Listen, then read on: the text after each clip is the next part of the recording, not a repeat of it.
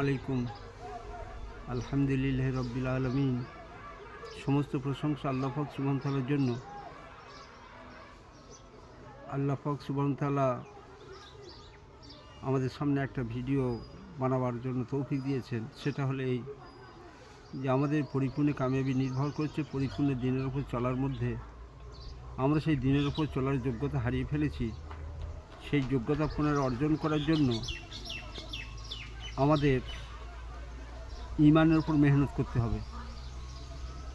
অর্থাৎ ঈমান লা ইলাহা ইল্লাল্লাহ মুহাম্মদ রাসূলুল্লাহ বলছেন, এই ঈমানের উপর মেহনত করলে একটা হকিকত পাওয়া যাবে। সেই হকিকত অর্জন করার জন্য তিন লাইনের মেহনত করতে হবে। একটা হলো কলমার দাওয়াত দিতে হবে, মশ করতে হবে, অনুসরণ করতে হবে আর দোয়া চাইতে হবে। এখন এই কলমার দাওয়াত খুব বেশি দিতে হবে। যা কিছু হয় সব আল্লাহ থেকে হয়। বস্তির কিচ্ছুই হয় না, বস্তির কিচ্ছু করার ক্ষমতা নেই। আর নিজেকে নকি করতে হবে যে আমারও কিছু করার ক্ষমতা নেই।